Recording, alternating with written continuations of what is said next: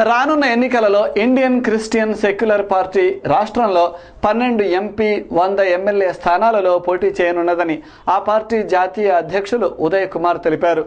బహుజనులు, దళితులు, క్రైస్తవులు, ముస్లింలను చట్టసభల్లోకి పంపడానికే ఈ పార్టీ పుట్టిందన్నారు. ప్రజలంతా ఓట్లేసి పార్టీ అభ్యర్థులను గెలిపించాలని ఆయన కోరారు. 2014 ఎన్నికల్లో పోటీ చేయడానికి ఇండియన్ క్రిస్టియన్ సెక్యులర్ పార్టీ ముందుకు వస్తుంది. బ్రాడీపేటలో ఉన్న ఆ పార్టీ కార్యాలయం నుండి కాకాని తోట వరకు శనివారం ర్యాలీ జరిగింది. ర్యాలీలో పార్టీ జాతీయ అధ్యక్షులు, గుంటూరు పార్లమెంట్ నియోజకవర్గ అభ్యర్థి ఉదయ్ కుమార్, గుంటూరు ఈస్ట్ వెస్ట్ నియోజకవర్గాల అభ్యర్థులు కర్లపూడి బాబు ప్రకాష్, జల్ది రాజమోహన్లు, నాయకులు, కార్యకర్తలు పాల్గొన్నారు.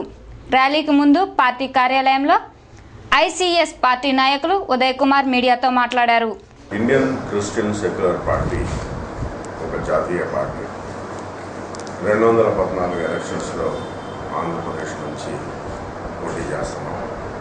ఒక 100 సీట్లు అసెంబ్లీకి, ఒక 12 సీట్లు పార్లమెంట్కి కంటెస్ట్ చేయడం జరుగుతుంది. ముఖ్యంగా మా పార్టీ యొక్క ఉద్దేశం ఏంటంటే బడుగు బలహీన వర్గాలు, క్రైస్తవులు, ముస్లింలు, దళితులు చట్టసభల్లో 66 సంవత్సరాల నుంచి అడుగు పెట్టలేదు.